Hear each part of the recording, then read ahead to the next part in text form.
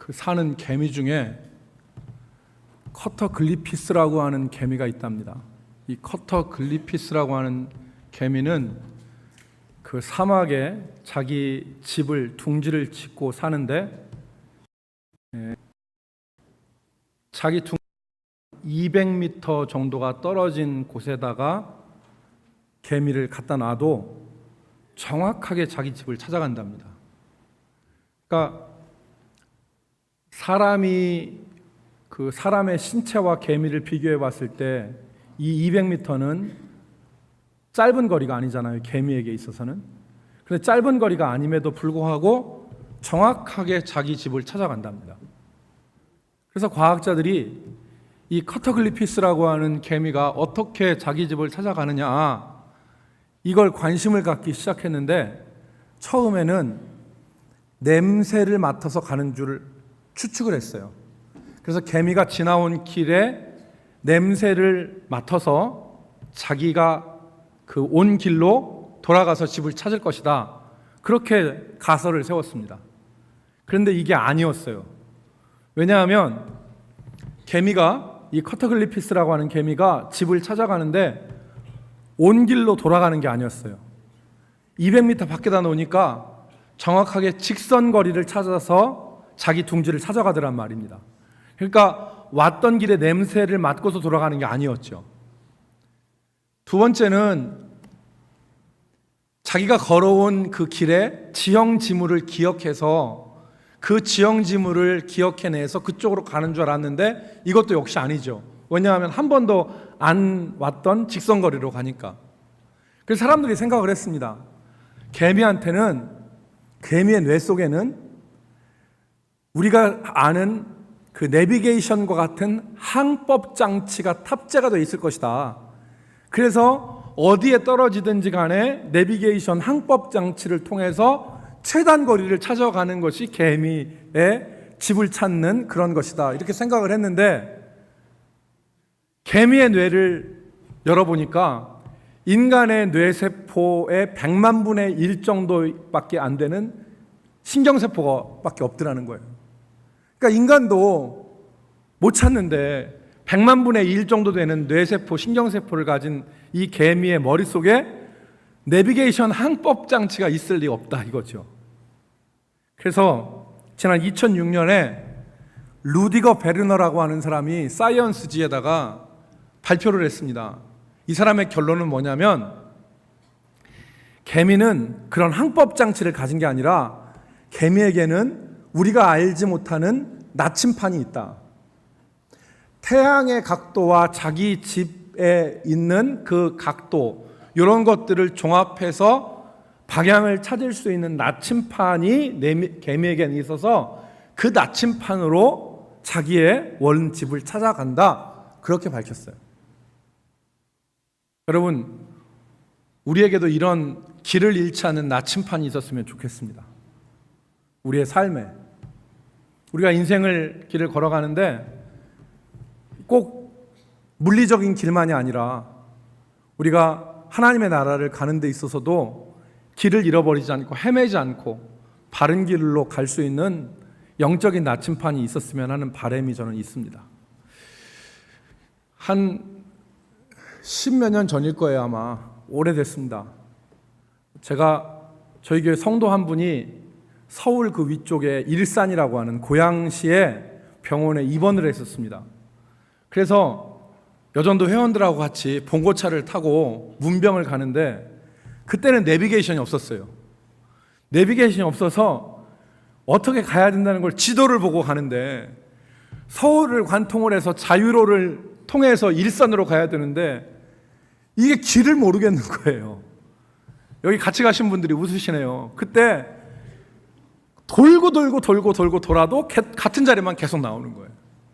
길을 못 찾았습니다. 얼마나 답답했는지 그때 최후에 내린 결론은 뭐냐면 봉고차에서 제가 내렸어요.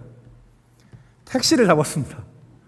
택시를 잡고 타면서 일산에 있는 무슨 병원 가자 해서 제가 먼저 택시 타고 가고 봉고차가 뒤따라서 왔었어요.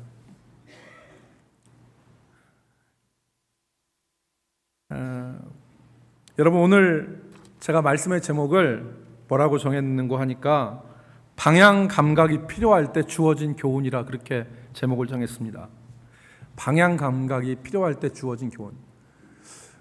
오늘 본문의 배경이 되는 이 디모데는 바울이 디모데에게 편지를 썼는데 목회를 하는 사람입니다. 그런데 이 디모데가 상당히 복잡한 상황 가운데 있었습니다. 외적으로는 믿음을 가진 사람들을 핍박했습니다. 예수 믿는 게 알려지면 재산을 몰수당했고, 관직에 있는 사람들은 관직에서 쫓겨나야 됐고, 걸리면 사자굴에다 집어넣든지 원형 경기장에서 죽게 만들지 하는 위협이 그들 가운데 있었어요. 믿는 사람들에게는. 그러니까 AD 한 60년에서 70년경에 쓰인 것이 이 디모데서라고 하니까 네로 치하였을 아니겠습니까? 그러니까 그때 상당한 박해가 있었어요. 그런데 오늘 디모데서를 읽어보면 이런 외적인 박해뿐만이 아니라 내적으로는 거짓 선지자들, 거짓 교사들이 일어나서 성도들의 믿음을 흔들고 혼란스럽게 만들었습니다. 그러니까 바울은 이때 굉장히 혼란스러웠을 거예요. 뒤죽박죽이었을 거란 말입니다. 외적으로, 내적으로 여러 가지 어려움들이 있었죠. 그때 바울은 디모데에게 이 어떻게 믿음의 길을 잃지 않고 갈 수 있느냐, 방향 감각을 잃지 않고 믿음 생활을 할 수 있느냐를 짚었습니다. 오늘 우리가 읽은 본문의 말씀에 보면 두 가지가 나와 있습니다. 그래서 오늘 우리가 그 말씀을 같이 한번 살펴보고자 합니다. 첫 번째로는 말씀을 붙들고 말씀을 따라 살라는 것입니다. 상황이 복잡할수록 놓치기가 쉬운 것이 말씀입니다. 오랜 시간 믿다 보면 양보하기가 쉬운 것이 하나님의 말씀입니다. 자칫 잘못하면 우리가 믿음 생활을 어떻게 하냐면 하나님 말씀은 이런데 현실은 이래. 그래서 말씀과 삶이 분리되어지는 가운데 신앙생활을 할 수도 있습니다. 그런데 바울이 오늘 뭐라고 했습니까? 하나님의 말씀을 따라 말씀을 붙잡고 그리고 신앙생활해라. 여러분 18절을 보십시오. 거기 보면 아들 디모데야 내가 내게 이 교훈으로서 명하노니 전에 너를 지도한 예언을 따라 그것으로 선한 싸움을 싸우며 그랬습니다. 여기 전에 너를 지도한 예언을 따라 그랬는데 전에 너를 지도한 예언이 바로 하나님의 말씀입니다. 예언이라는 말은 국어사전적으로 보면 가까운 미래나 먼 미래에 대해서 예고하는 말씀이 예언입니다. 성경에 보면 가까운 미래를 얘기하는 구절이 있어요. 대표적인 것이 사도행전 20장 23절에 바울 사도가 예루살렘으로 올라가려고 하니까 많은 사람들이 예루살렘으로 올라가지 말라고 말립니다. 왜? 사도행전 20장 23절 말씀해 보니까 오직 성령이 각 성에서 내게 예언하여 내게 증언하여 결박과 환난이 나를 기다린다 하시나니 그랬습니다. 많은 사람들이 바울이 예루살렘으로 올라가는 걸 반대했습니다. 왜? 결박과 환난이 기다린다. 이게 가까운 미래를 밝히는 예언의 말씀입니다. 이런 것도 있지만 성경은 예언을 이런 가까운 미래를 예고하는 말로만 쓰이는 것이 아니라 하나님의 말씀을 가리킬 때 예언이라는 말을 사용합니다. 왜냐하면 하나님의 말씀은 하나님의 백성들의 삶을 밝히는, 하나님의 백성들의 미래의 삶을 밝히는 그 자체의 예언적 기능을 가지고 있기 때문에 하나님의 말씀을 예언이라고 하는 것입니다. 그래서 시편 119편에 보면 주의 말씀은 내 발의 등이요 내 길의 빛이라 그랬습니다. 하나님의 말씀이 내 가까운 인생의 길과 내 인생의 머나먼 이 과정들을 모두 다 밝히시고 인도하시는 기능을 가지고 있다는 겁니다. 특별히 고린도전서 14장에 보면 방언과 예언을 비교했습니다. 방언과 예언을. 그때 예언에 대해서 뭐라고 하냐면 예언을 가까운 미래를 향한 것이라 얘기하지 않고 고린도전서 14장 24절과 25절에 보니까 뭐라고 했냐면 그 예언을 모든 사람이 하반절에 모든 사람에게 책망을 들으며 모든 사람에게 판단을 받고 교회에 들어온 사람이 예언을 통해서 모든 사람에게 책망을 받고 모든 사람에게 판단을 봐서 25절 그 마음에 숨은 일들이 드러나게 되므로 결과가 무엇입니까? 엎드려 하나님께 경배하며 하나님이 참으로 너희 가운데 계신다 전파하리라. 즉 무엇입니까? 예언을 통하여 사람들이 깨닫고 참된 믿음을 가질 수 있다는 겁니다. 그러니까 여기서 예언은 하나님의 말씀입니다.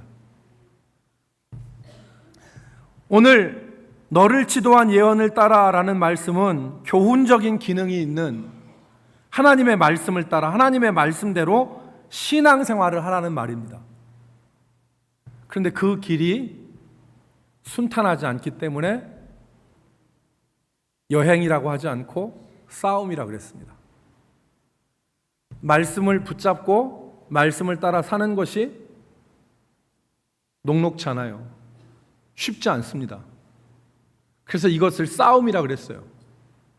언제까지 싸워야 되느냐? 피 흘리기까지 싸워야 되는 싸움입니다. 그러니까 우리가 올바로 믿음 생활을 한다고 하는 것은 하나님의 말씀을 붙잡고 그 말씀대로 살기 위해서 투쟁과 같은 싸움이 우리 삶에 있는 것이 바른 믿음 생활이라는 겁니다. 바울이 오늘 그것을 말하는 것입니다. 우리가 하나님의 은혜 가운데 신앙생활을 하다가 믿음이 약해질 때 길을 잃어버리는 때가 많습니다. 하나님에게서 멀어져서 인생에서 헤맬 때가 있는데 그때 하나님이 다시금 바른 방향과 길을 되찾게 하시는데 그 수단이 바로 무엇이냐면 말씀입니다. 하나님의 말씀을 붙잡고 살 때 길을 잃어버리지 않는 것이죠. 여러분, 사람들이 점쟁이나 무당을 찾아가서 자기의 소원을 얘기하고 자기가 원하는 바를 빕니다. 그 사람들의 준비성이나 이런 걸 보면 예수 믿는 사람들은 저리 가랍니다. 여러분, 오늘 예배 나오셨지만 무당한테 가서 굿하려고 점하려고 하는 사람들이 가서 무당한테 찾아갈 때 우리보다 더 정성스럽게 나올까 아니면 우리보다 정성이 떨어질까요? 왜 말을 못 하십니까? 무당한테 가서 굿하려고 하고 소원을 비는 사람이 정성이 떨어지지 않아요. 여러분, 그들이 무당이 점쟁이가 부적을 써서 주면 그 부적을 몸에 지니거나 이렇게 지니고 다니는데 그거를 소홀하게 여깁니까? 절대 그렇지 않습니다. 얼마나 귀중하게 여기는지 몰라요. 무당한테 구사하기 위해서나 부적 만들기 위해서 비용을 지불하는데 그 비용을 지불하는 것이 우리 헌금하는 것과는 게임이 안 됩니다. 부적 하나 쓰는데 50만 원, 100만 원, 200만 원, 300만 원 받잖아요. 굿하면 1000만 원 이상 들어가잖아요. 어떻게 잘하냐고요? 나도 다 듣는 귀가 있기 때문에 알아요. 그렇게 많은 돈을 줘요. 그런데 우리는 그 무당한테 가서 빌고 점하고 굿하는 사람들을 신앙인이라고 부르지 않습니다. 사회 사람들도 마찬가지예요. 미신을 쫓는다고 그래요. 왜 그러는지 아십니까? 자기의 욕망대로 빌고 원하기 때문에 그러는 거예요. 욕심을 채우기 때문에 그러는 겁니다. 그들에게는 객관적인 진리가 없는 거예요. 자기가 원하면 누구 죽이라고 해달라고 살굿도 하고 누구 잘못되라고 하는 굿도 해요. 그러니까 그들을 신앙인이라고 하는 게 아닙니다. 여러분, 사사기에 보면 사사기 시대의 혼란을 우리가 볼 수 있습니다.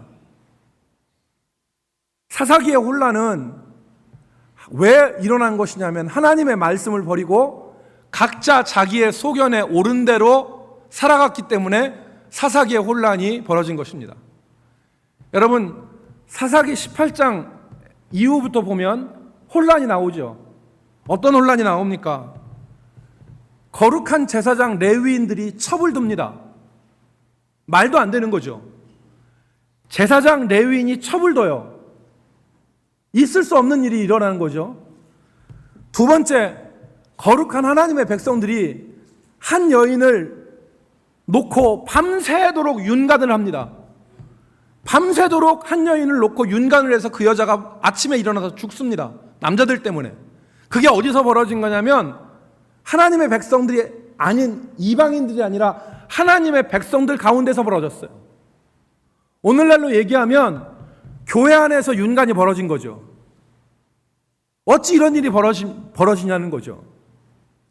그리고 제사장이 사명이 아니라 돈 몇 푼을 더 준다고 자기 자리를 헌신자처럼 버리고 쏙 돈 많이 더 주는 대로 옮겨갑니다. 있을 수 없는 일이죠. 그런데 버젓이 사사기에 나오지 않습니까? 정당하게 항의라는 사람들을 다수의 지파가, 다수의 힘 있는 사람들이 얼굴을 붉히면서 한마디만 더 하면 죽여버리겠다고 협박을 해서 입을 열지 못하도록 만듭니다. 어디서? 하나님의 교회에서. 이 어처구니 없는 엉망진창의 삶이 왜 벌어집니까? 사사기의 결론은 하나입니다. 하나님의 말씀을 버리고 각자가 자기 소견에 옳은 대로 행동했기 때문에.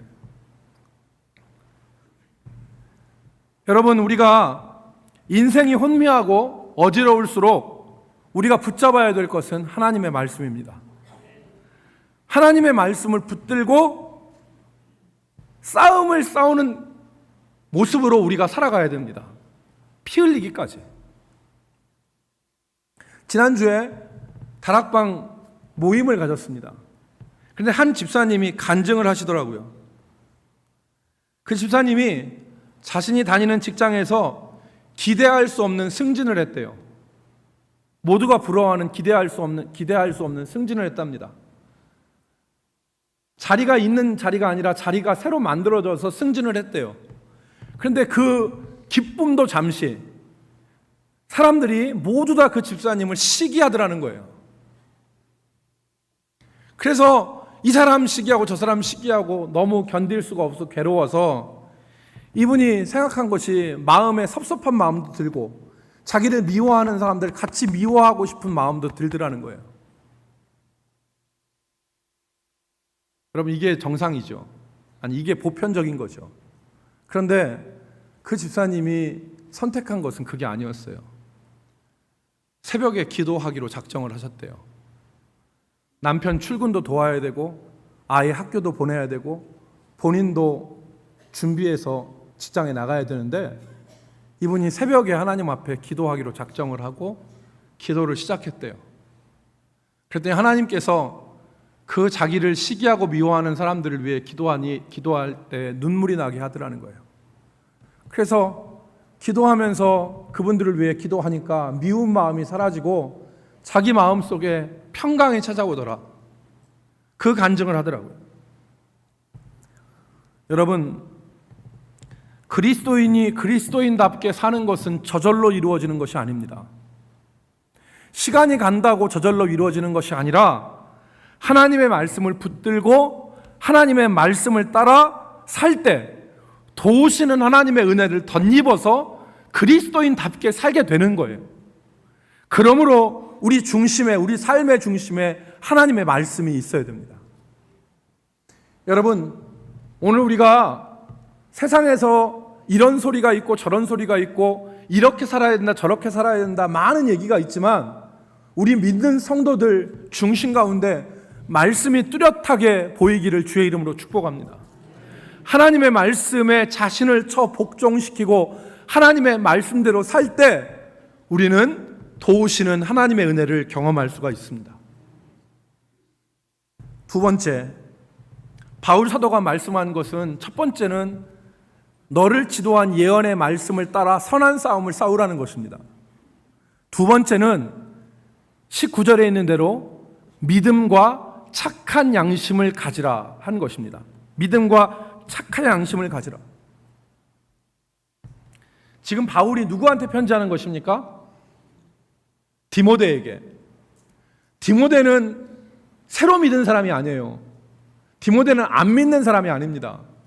디모데는 이미 믿은 사람이고 믿음이 있고 그리고 특별히 에베소 교회를 목회하는 목회자였어요. 그런데 디모데한테 뭐라고 얘기합니까? 믿음과 착한 양심을 가지라. 제가 우리 여기 서장로님이 계신데 서장로님한테 장로님 믿음 가지세요. 믿으세요. 여러분 만약에 이렇게 한다면 서장로님이 저한테 그럴 거면 속으로 목사님이 나를 무시해도 엄청 무시하는구나. 여러분 이 말은 지금 누구에게 하는 거예요? 목회자한테 하는 거예요. 목회자, 중직자, 오래 믿은 사람들이 믿음을 잃어버리기가 쉽고 착한 양심을 잃어버리기가 쉽습니다. 굳어지는 거예요. 타성에 젖은 거예요. 바울 사도가 디모데한테 권면했습니다. 믿음과 착한 양심을 가지라. 오늘 저와 여러분에게 주시는 말씀으로 듣기를 주의 이름으로 축복합니다. 믿음을 가지라. 착한 양심을 가지라. 먼저 우리는 양심을 잃어버리지 않도록 기도하고 힘써야 됩니다. 양심을 잃어버리지 않도록. 양심은 믿는 사람에게만 하나님이 주신 게 아니에요. 안 믿는 사람에게도 양심을 주셨어요. 양심이 뭐냐? 이런 겁니다. 옛날에 그리스의 철학자 피타고라스라는 사람이 있었는데 이 피타고라스의 제자 한 사람이 어느 날 신발 가게를 갔습니다. 신발 가게 갔더니 자기한테 맞는 아주 좋은 신발이 있었어요. 그래서 이 사람이 신어보고 신발을 사려고 했습니다. 그런데 돈이 없어. 그래서 주인한테 뭐라고 했냐면 내일 와서 줄 테니까 내가 오늘 이 신발 그냥 신고 가겠다고. 그러니까 주인이 뭐라고 했냐면 아이 그러시라고 내일 와서 돈을 주라고 그랬어요. 그래서 이 사람이 집에 가서 다음날 돈을 가지고 가게를 갔더니 주인이 간밤에 죽어버렸어요. 이 사람 마음에 나쁜 마음이 들었습니다. 오호라 신발 하나 공짜로 신겨됐구나 해서 주려고 했던 돈을 집어넣고 그냥 돌아서 나왔어요. 돈 안 주고 주인이 죽었으니까 이제 신발 판 사람이 죽었으니까 돈 안 주고 신발을 신고 다니는 거야. 그래서 이제 처음에는 좋았는데 가면 갈수록 신발을 보는데 마음이 불편해. 그래서 나중에는 신발이 아니라 가시가 되었어. 그래서 자기 마음을 얼마나 불편하게 하는지 몰라. 그래서 이 사람이 안 되겠다 싶어서 돈을 가지고서 그 가게를 찾아갔어요. 그리고 그 주인한테 신발 값을 줬습니다. 그랬더니 주인이 하는 말이 뭐라고 하냐면 나는 그 신발을 팔지 않았고 그 신발 판 사람은 이미 죽었습니다. 그랬더니 피타고라스의 제자가 하는 말이 뭐라고 했냐면 그 주인은 이미 죽었는지 모르지만 내 마음에는 아직 살아 있습니다. 그랬어요.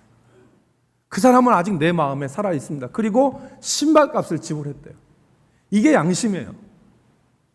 여러분, 하나님이 우리를 하나님의 형상대로 창조하시면서 양심을 주셨는데 이것이 죄를 지음으로 말미암아 타락으로 이 양심이 기능이 저하가 된 거예요.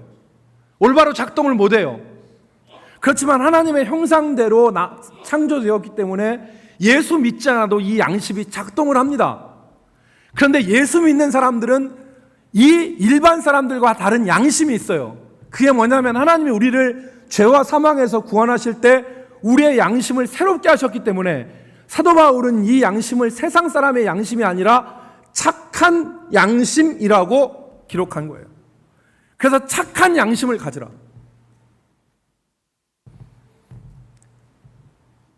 그런데 오늘 믿다 보면 이 양심을 버리는 사람들이 많이 있습니다.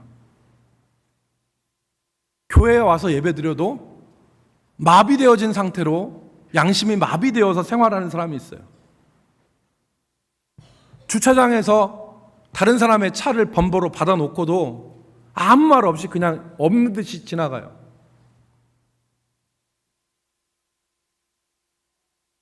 아무 조치도 안 해요. 단 몇 분 때문에. 잘못을 하고도 자기 합리화에 바빠요. 특히 믿는 사람들이 더 그래요. 여러분, 심지어는 교회 주차장에서 접촉사고가 났어도 안 봤다고 그냥 지나가요.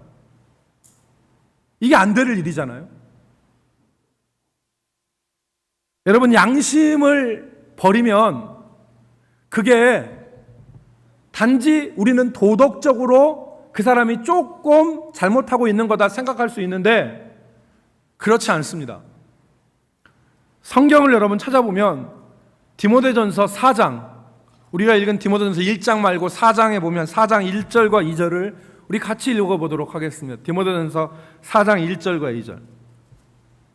그러나 시작. 그러나 성령이 밝히 말씀하시기를 후일에 어떤 사람들이 믿음에서 떠나 미혹하는 영과 귀신의 가르침을 따르리라 하셨으니 자기 양심이 화인을 맞아서 외식함으로 거짓말하는 자들이라. 여러분, 우리가 이걸 논리적으로 잘 이해를 해야 됩니다. 자기 양심에 화인을 맞아서 외식함으로 거짓말하는 사람들이 있다 이 말입니다. 이 사람들은 양심이 기능을 하지 못하는 사람들입니다. 근데 그 사람들이 어떤 사람들입니까? 1절에 보니까 이 사람들은 믿음에서 떠나 미혹하는 영과 귀신의 가르침을 따르리니. 그러니까 이 사람들이 성령의 사람이 아니라 원수 마귀 사탄의 지배를 받고 미혹하는 영과 귀신의 가르침을 따르는 사람들이 양심에 화인 맞은 사람이라 이 말입니다. 그러니까 양심을 버리고 비양심적으로 사는 것은 우리의 믿음은 괜찮은데 도덕적으로 조금 못한다 이게 아니라 양심을 버리는 것이 곧 믿음을 버리는 것임을 성경을 말씀하고 있는 것입니다. 양심을 버리고 양심이 화인 맞으면 그 배후에는 미혹하는 영과 귀신의 가르침을 따르는 믿음에서 무너진 역사가 있다는 겁니다. 그러므로 양심을 지키는 문제는 믿는 사람들에게 있어서 도덕적으로 조금 못하게 사는 것이 아니라 믿음이 무너지는 일이라는 것을 우리가 기억하고 양심을 잃어버리지 않도록 힘써야 됩니다. 연세대학교 철학과 교수였고 지금은 연세대학교 명예교수인 김형석이라고 하는 사람이 작년에 어떻게 믿을 것인가라고 하는 책을 한 권 썼습니다. 그 책에서 이 김형석 교수가 자기 고향 교회의 목사님 얘기를 써놨었어요. 자기 고향이 평안남도 대동인데 그 평안남도 대동에 자기 목사님 성함이 김남철이라는 목사님인데 이 목사님이 일제 강점기에, 그러니까 자기가 청년 때 고향 교회를 다녔는데 목사님이 일본군한테 끌려가서 신사참배 안 한다고 고문을 당한 거예요. 장로님들도 끌려가서 며칠씩 고문당하고 풀려나오고 그런 가운데 이 목사님이 고문을 견디면서 신사참배를 안 하려고 그랬어요. 그런데 어느 날 이 목사님이 고문 가운데 의식을 잃었는데 그 무의식 가운데 있는데 자기 어린 아들이 철창에 매달려서 아버지 하고서 울고 밖에서 아버지를 부르는데 정신을 차려서 눈을 떠보니까 아들이 없어. 그래서 내가 그 고문 가운데 의식을 잃고 정신을 잃고 헛것을 봤나 보다라고 생각을 했는데 그게 아니었어요. 후에 일본 순사가 오더니 경찰이 오더니 담당 형사가 오더니 당신의 가족들이 저 밖에서 당신을 저렇게 눈 빠지게 기다리고 당신의 어린 아들은 철장에 매달려서 아버지 하고 우는데 더 고집 부리지 말고 신사참배하는 흉내라도 신용만이라도 하면 내가 풀어줄 테니까 그만하고 집으로 돌아가시오. 이 목사님이 더 이상 고문을 하는데 견딜 수가 없었어요. 그래서 신사참배를 했습니다. 그리고 풀려났어요. 이 목사님이 신사참배를 하고 나서 교회 사임을 하고 교회를 떠났습니다. 장로님들과 성도들이 울면서 목사님 아무런 가책을 받지 말고 교회를 지켜달라고 매달렸는데 이 목사님이 나는 변절한 사람입니다 라고 해서 교회를 떠났어요. 김형석 교수는 그 목사님을 기억합니다. 왜? 그 목사님은 아무나 순교하는 게 아니잖아요. 고문에 져서 신사참배 신용할 수 있어요. 그러나 양심은 잃어버리지 않았어요. 양심은. 얼마나 많은 사람들이 양심을 버린 채 살아갑니까? 오늘 우리가 이것도 하고 저것도 하고 이 일도 하고 저 일도 하고 하는데 정말 우리가 붙들어야 될 것은 바로 양심입니다. 양심을 가지라. 잃어버리지 말라는 거예요. 오늘 이 10절에 후메네오와 알렉산더는 이 양심을 버리고 믿음에서는 파산하였다 그랬습니다. 이 양심을 버리고 믿음에서는 파산했다. 그러니까 두 번째 바울이 얘기한 것은 믿음을 가지라는 겁니다. 믿음을 가지라. 여러분, 시간이 많이 지났기 때문에 간략하게 믿음에 대해서 얘기하겠습니다. 믿음이 왜 중요하냐? 믿음을 왜 가져야 되냐? 믿음은 성경에서 우리에게 두 가지 역할을 제시합니다. 첫 번째는 믿음은 우리에게 있어서 방패 역할을 합니다. 방패 역할을. 에베소서 6장에 보면 6장 11절에 마귀의 간계를 능히 대적하기 위하여 하나님의 전신갑주를 입으라 그렇게 말한 이후에 6장 16절에 이 모든 것 위에 믿음의 방패를 가지고 이로써 능히 악한 자의 모든 불화살을 소멸하고, 방패의 역할은 불화살을 막는 겁니다. 악한 자, 원수 마귀가 하루도 우리에게 쏴대는 불화살이 얼마나 많습니까? 이 화살 맞으면 쓰러져요. 이 화살 맞으면 못 일어날 수도 있어요. 원망의 불화살, 낙심의 불화살, 정욕의 불화살, 시기, 질투, 이런 불화살들을 원수 마귀가 우리를 향하여서 쏴대는데 그건 맞으면 우리가 쓰러질 수밖에 없죠. 그런데 믿음이 하나님이 하실 거야, 하나님이 살아계셔, 하나님이 우리를 붙들어 주실 거야, 하나님이 역사하실 거야, 말씀대로 살면 하나님이 함께 하실 거야 라고 하는 믿음의 방패가 그 모든 불화살들을 막는다는 거죠. 그래서 믿음 있는 사람이 시험에 들지 않는 것입니다. 그래서 믿음 있는 사람이 쓰러지지 않는 것입니다. 믿음을 가지라는 겁니다. 믿음이 방패 역할을 하기 때문에. 두 번째, 성경은 믿음이 흔들리지 않는 기초의 역할을 한다고 합니다. 흔들리지 않는 기초. 유다서 1장 20절에 보니까 너희는 너희의 지극히 거룩한 믿음 위에 자신을 세우고 그랬어요. 집의 기초처럼 흔들리지 않는 기초가 믿음이죠. 세상이 이리 확 쏠리면 믿음이 없으면 세상 있는 쪽으로 확 쏠리고, 저리 휩쓸리면 저리 휩쓸리고 해서 흔들리는 뿌리 없는 것처럼 살아가기 쉬운 게 인생인데, 믿음은 흔들리지 않는 기초라는 거예요. 너희는 지극히 거룩한 너희 자신, 믿음 위에 자신을 세우고. 여러분, 믿음이 있는 사람이 세상을 이깁니다. 믿음이 있는 사람이 세상을 이기고 세상에서 흔들리지 않고 살아갈 수 있습니다. 저는 오늘 방향성을 잃어버린 것 같은 이 시대 가운데 우리가 방향을 잃지 않는 방법이 무엇인가를 디모데에게 말한 바울의 말씀을 통해서 생각해 보았습니다. 지금도 동일합니다. 너에게 주어진 하나님의 말씀을 따라 그것으로 선한 싸움을 싸우고 믿음과 선한 양심을 가지라. 오늘 이 은혜가 우리 모든 성도들 가운데 있기를 주의 이름으로 축복합니다.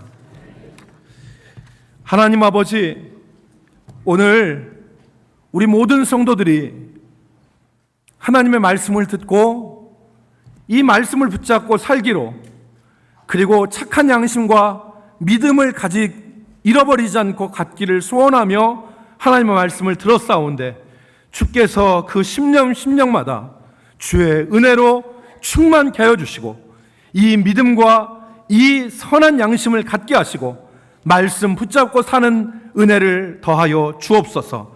감사드리옵고 예수님의 이름으로 기도 올리옵나이다.